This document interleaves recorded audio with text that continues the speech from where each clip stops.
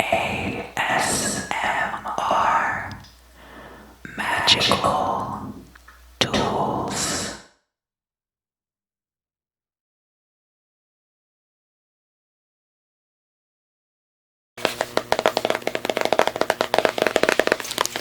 Hello, Taurus.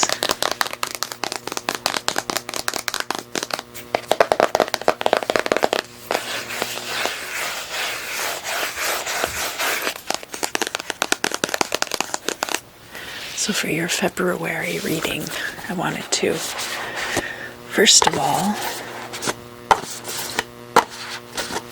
draw a card from the Wild Unknown Archetypes deck by Kim Krans. And then I'm going to read to you out of the book. I really like this deck a lot. It's almost impossible to shuffle, but it's a very cool concept, and I really ended up resonating with it quite a bit. So go ahead, pick a card. Great.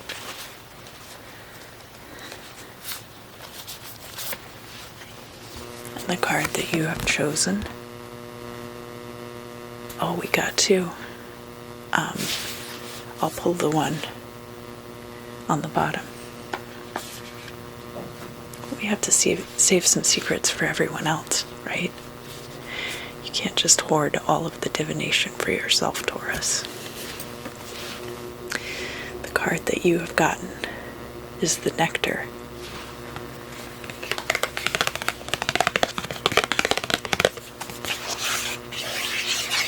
$58.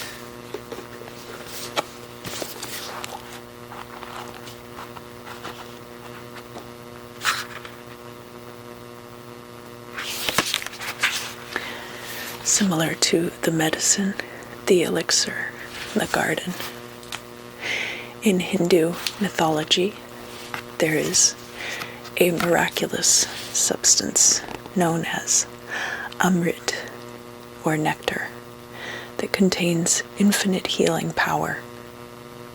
This golden nectar, or sacred elixir, is the drink of immortality, and like its sister substance, Soma, is known to activate subtle intelligent forces that ease the mind, body, and spirit.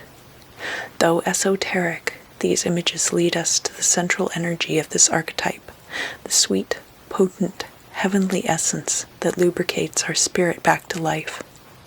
The Nectar card calls us to identify and relish in places, practices, people, and activities that regenerate and heal. Medicine is needed, and it comes in subtle form that you may be overlooking. Seek the most sensuous, fragrant flower in the garden you have forgotten. Don't underestimate this remedy. It is said when someone has activated the substance within, it is reflected in their shimmering eyes. In the light, it's glowing, relaxed, the subtle illumination. In the dark, fixation on fixing, aggressive approach to healing. Taurus. Going deeper, I guess The Wind One Brilliant Day by Antonio Machado. I'm not familiar with that. The Nectar, the Mystic, and Aletheia cards are linked. It is the mystic who, like Krishna, turns poison into nectar, and it is truth that can often serve as a potent elixir for healing. Sense the nectar within you, dripping from the crown of the head and soothing the brain. Let it drip down your spine like sweet honey.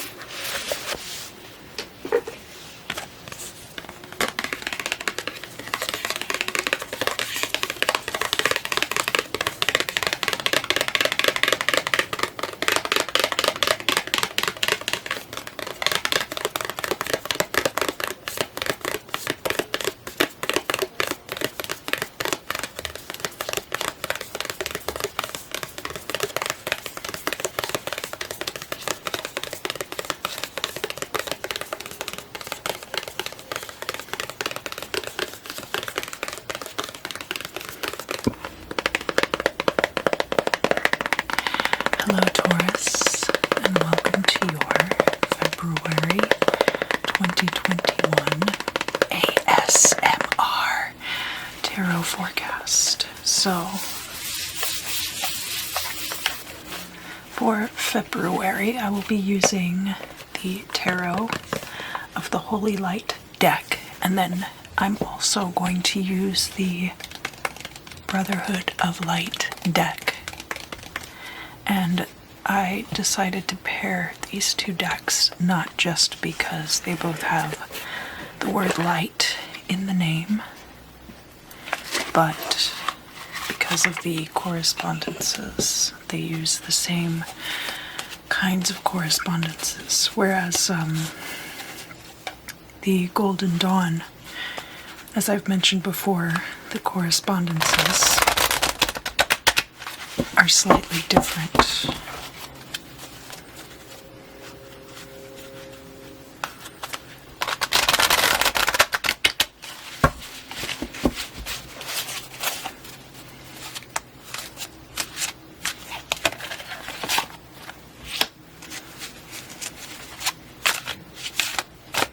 And of course, I've been shuffling these cards very thoroughly between readings to make sure everyone gets a fair shake.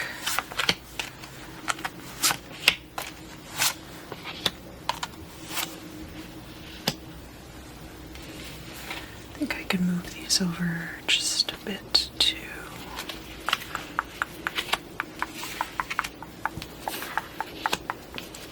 Now, there are a few reasons, but one reason is because of the way that I'm shuffling these cards.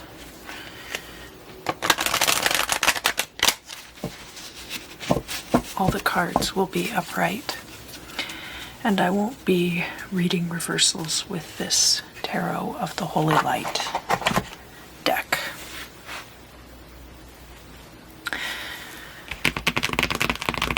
Taurus. Let's see what we have here.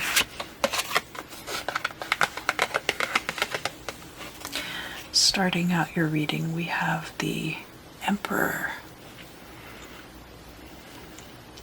Now in this deck, the Emperor corresponds with the planet Jupiter. And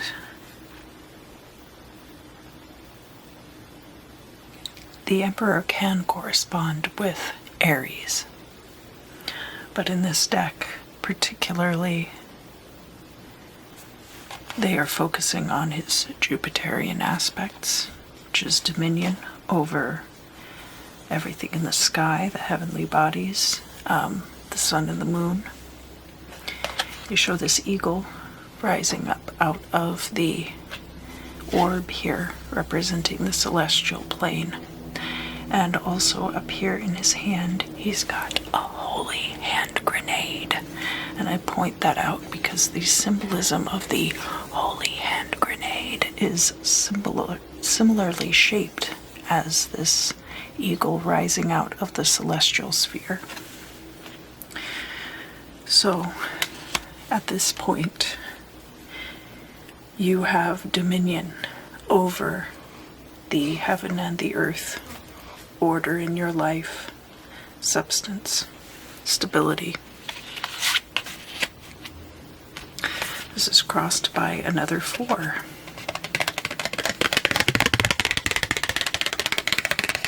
And interestingly enough, this card is the middle degrees of Leo and is ruled by Jupiter, right? So what that means, this is also about stability. And we have a lot of Jupiterian influence now coming into the reading. 4 of Wands can be a card about marriage. And oftentimes depicted on the card is something called a ramada, which is an outdoor covered structure. It's similar to a gazebo, but it has no floor. It's just two sets of poles, 4 poles, driven into the earth, and a canopy over the top so that you can sit underneath and be protected from the sun. It's used as an addition to a lot of houses in the southwest. A lot of the pueblos in the southwest will have a ramada as well, and was a common feature. So the reason that I talk about it is because of Chaco Canyon and a lot of the structures there. Archaeologically, they've discovered that they probably had these structures outside, and it is a place of comfort. Up here at the top of this card, we do have a tiny little shin inside the symbol for fire. There's a rose. Now, all these flowers can also sometimes be an allegory for money or success, wealth. So, some kind of stability in your life right now. Let's look at the past.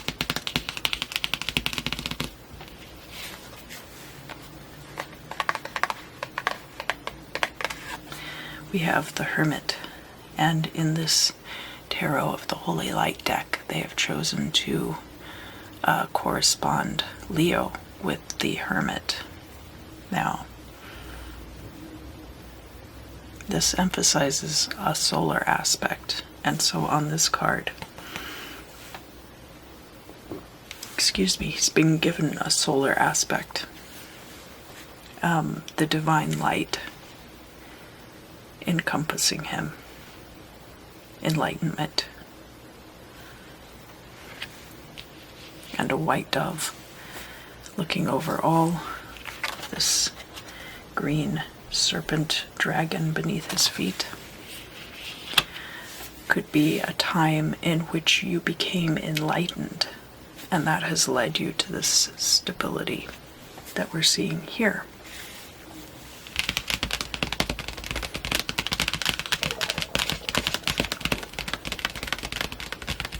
So, anybody who is familiar with my reading of the Celtic cross spread knows that this is the truth, this is your perspective, and this is outside perspective. So let's read your perspective and the outside perspective first to give better perspective to the truth. The Two of Swords. This card is notoriously about a choice between two things, even in this particular case. Now, this is the middle decan of Libra, which is ruled by Saturn. Saturn in Libra is a very interesting energy. It is about finding parity in establishments, in concrete things, finding the common ground between us. So we have here the triangle for fire and the triangle for water, and instead of being superimposed over each other to form a Star of David, they are next to each other. One side pointing up and one side pointing down. Same with the swords here. We have very similar symbols up top and then underneath. This one again representing fire and this one representing water. The sun and moon being shown juxtaposed as well on the card. So very much giving the impression of a choice between two equal options, two equally weighted options.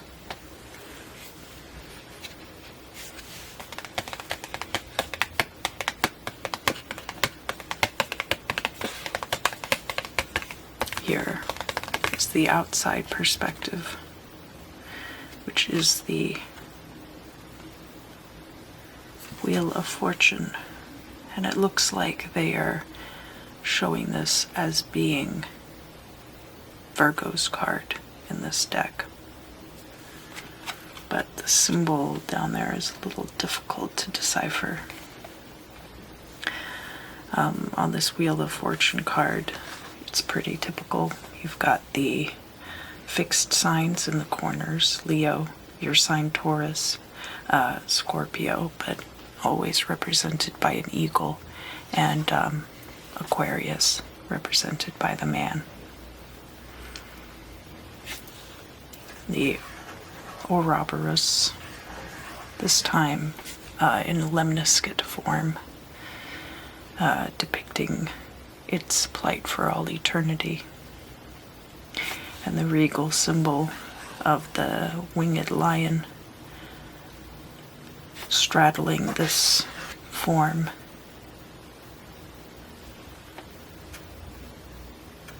It's like this figure has the upper part lion and the lower part man, and then this figure down here is the upper part is a man and the lower part is the lion. The Wheel of Fortune has a lot to do with favor, chance, circumstance, things that you were born into, things that are written in the stars, and how all of these things together, one could almost see the astrological wheel itself as being the Wheel of Fortune. But it's only one aspect of that. There's a lot that goes into your fortune. People see you right now as being blessed, and probably rightfully so. Let's look at the truth of the situation.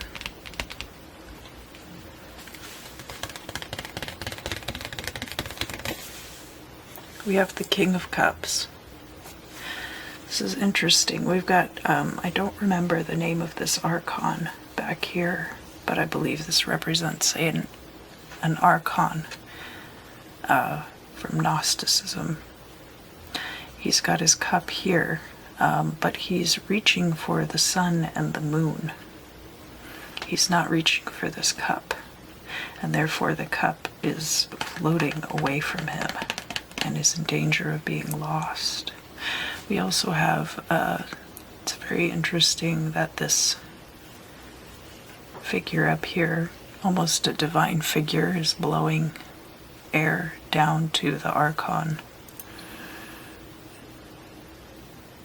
Now, in this deck, the King of Cups is aligned with Scorpio. So,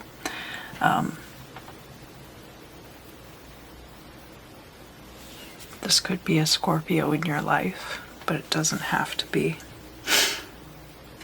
Could be that you are reaching so hard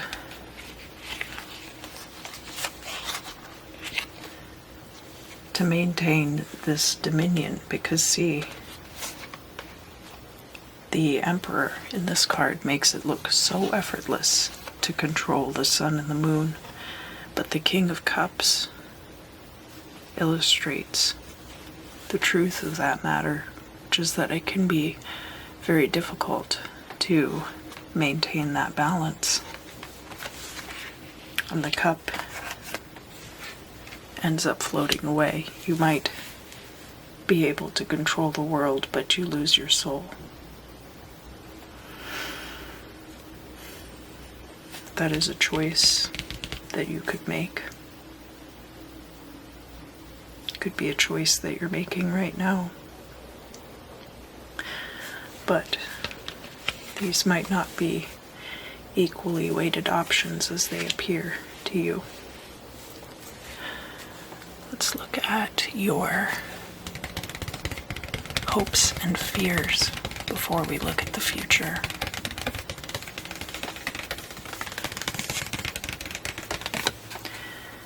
Here we have the moon. On the moon, typically the feral dog and the tame dog are on two separate sides of the river, but here they're actually depicted as being locked in combat. We do have the crustacean down here coming out of the water under the light of the moon. And in this deck, the moon is aligned with Aquarius, which is very interesting, considering that Aquarius is not actually a water sign, but is instead an air sign. Speaking to how the moon can be about things that are hidden, whereas the High Priestess is about hidden knowledge. The moon is about situations that are hidden, about hidden motivations, about emotions, about the arts.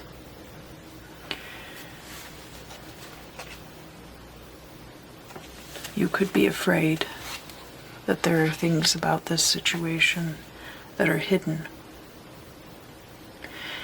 and that may be your undoing.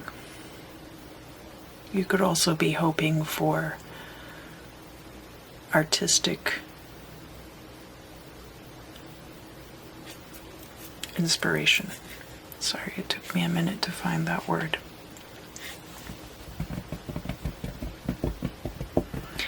Let's look now at the future, and then we will look at the goal or destiny and the final outcome.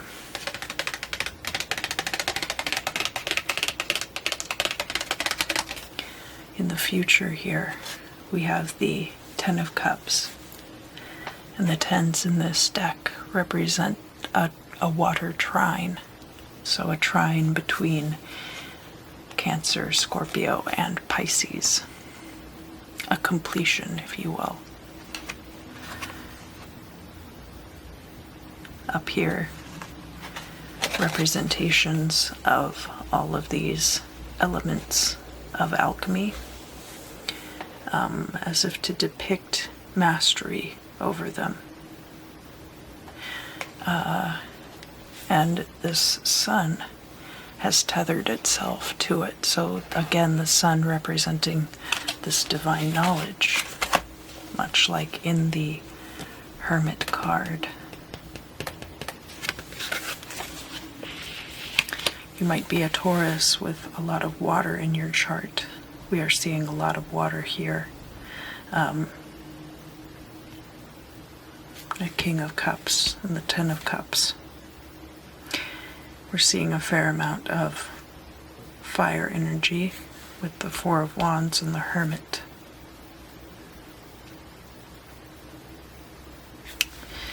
The Emperor, though, because he is represented by the planet Jupiter in this deck, is not particularly aligned to any of those elements. You could see it as fire aligned, but that would be through a different set of correspondences than what we're using here. All right, the goal or destiny.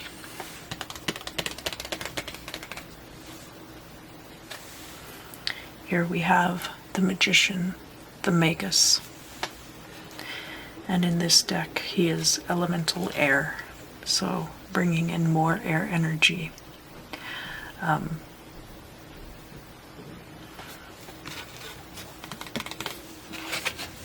You could be going from the energy of the Emperor to the energy of the Magician. He's holding two caduceuses and has the sun and moon on either side of him, and also has this kind of so basically he has this energy wheel kind of encompassing him at the loins. You can see, that the sun is depicted as being in front of him. the moon is between his legs, but you could see it as kind of being behind. It's almost like these energies are rotating around his hips and loins. A very potent figure, winged, wings at his feet as well, and with the astrological wheel up here.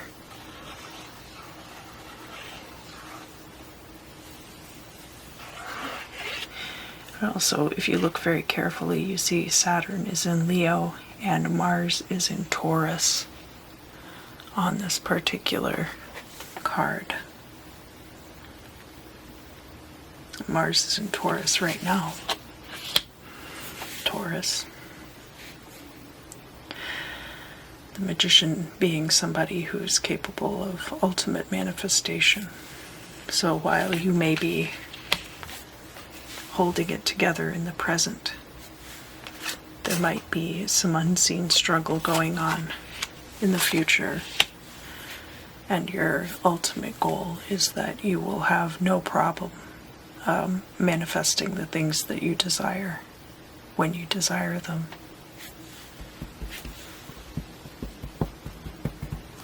And we'll look at your final destiny, final outcome. And then I'm going to pull some Brotherhood of Light cards, and you'll see how the deacons from this deck kind of interlace with the Brotherhood of Light correspondences. Your final card here, we have the Queen of Discs.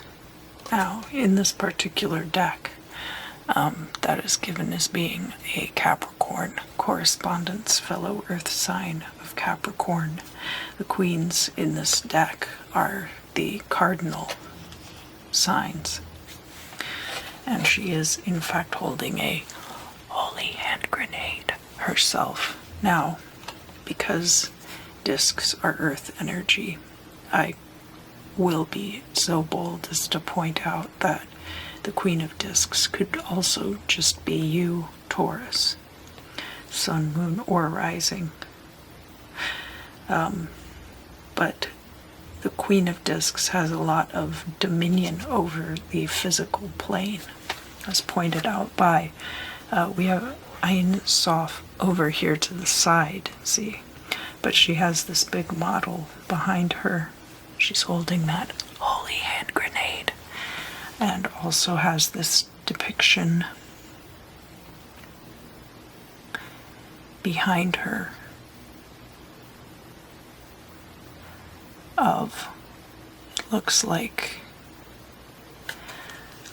this might be a Kabbalistic diagram back here behind her, but it's difficult to make out what it says. But it could have to do with all of these different levels of existence. And of course, more astrological symbolism back here, like we were seeing on the Magus card. Certainly, money is important, career is important, so that Capricorn correspondence, Queen of Discs, could be seen as the ultimate success in your career.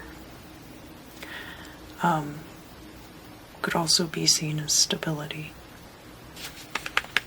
So now I'm going to draw some of these Brotherhood of Light tarot cards.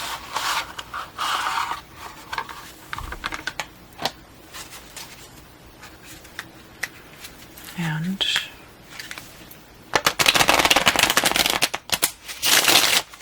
I'm going to pull five for the current situation, 5 for the future.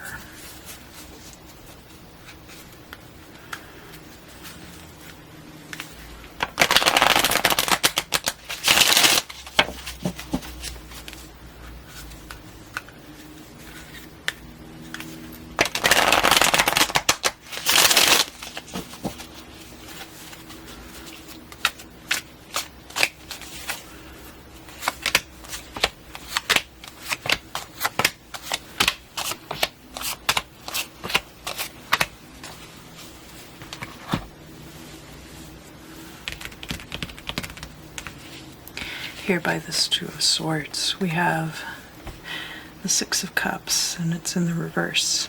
Now the Six of Cups corresponds to Scorpio and Cancer. And the moon is there.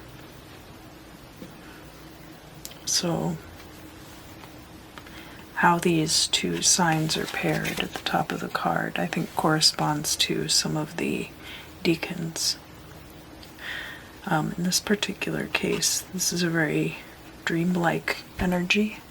The Six of Cups is about situations from the past and nostalgia.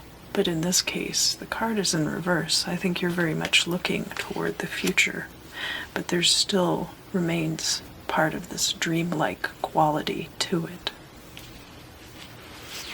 Next, the Knight of Swords, or Herald. H is for Herald. The Knight of Swords in this deck does correspond seemingly to Taurus. We have the bull's head up here.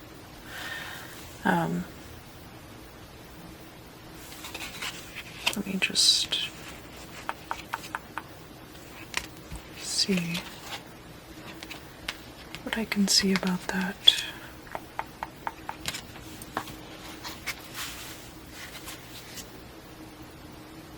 Yeah. Each of the court cards in this deck corresponds to one of the fixed signs, and so the Knight of Swords in this deck corresponds to Taurus.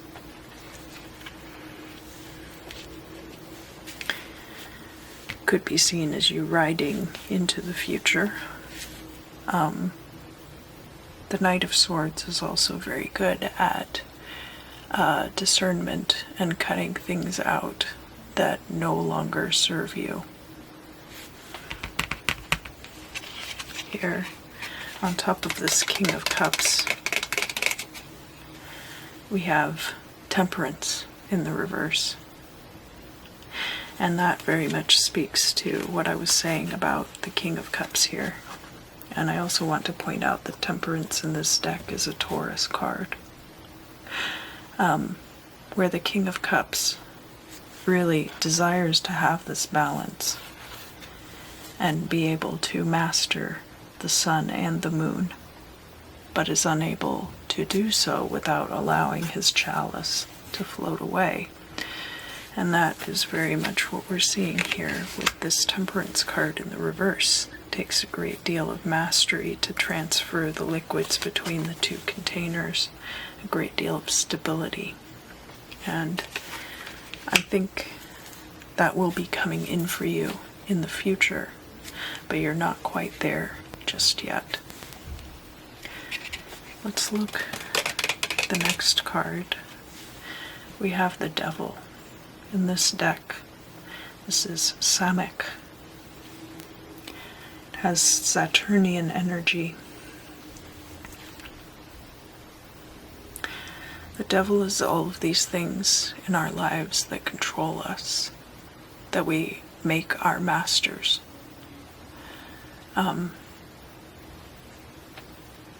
And there might be things, again, that you are allowing to control you, and that are making your life more difficult at this time.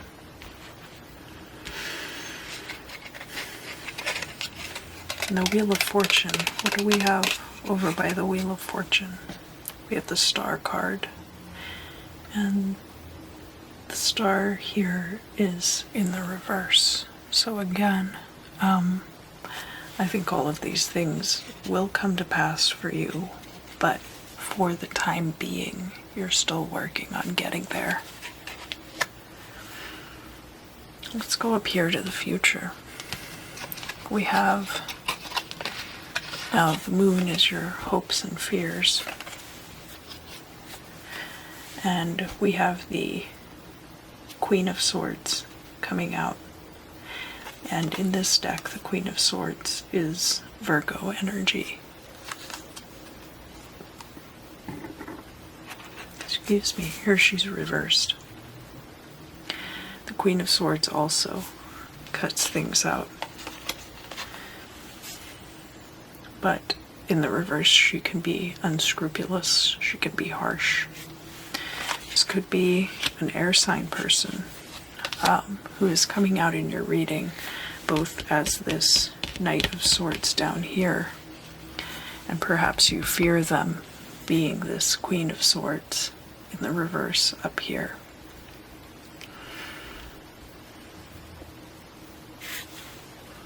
You could also have air energy dominant in your chart.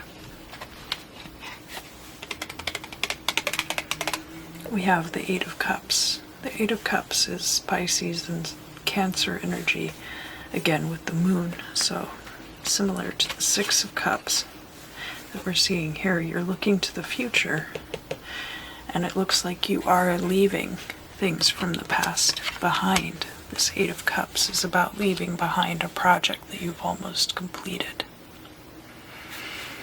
Let's see what is going on with the Magician. So, along with the Magician, we have the Empress coming out.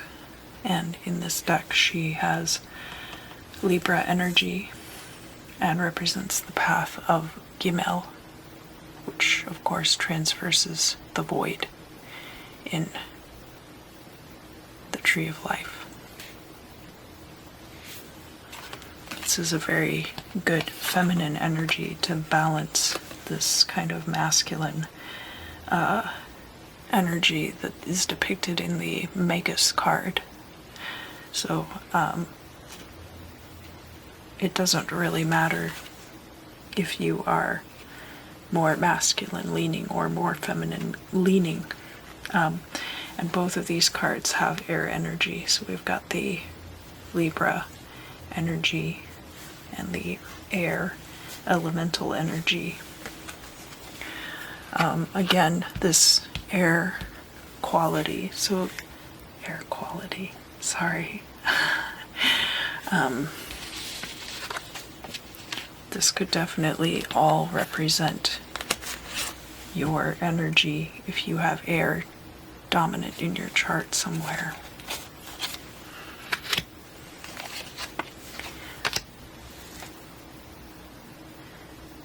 And the swords in this deck, the court cards also correspond to earth energy. So that can tie it in for you. Also, there's kind of this opposites effect.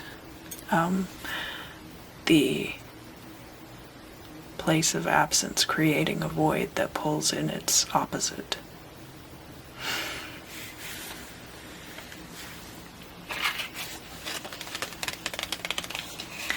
We have the High Priestess coming out next. In this deck, she is Virgo energy. And we have Bet. So, very close to the Empress card. I did shuffle these cards quite a bit. So, it's not just that they were next to each other by default. The High Priestess card is about discernment and recognizing hidden knowledge in plain sight, as well as pulling out hidden knowledge from hidden sources. Both of those being valid aspects of that energy. And now to the final card of the reading.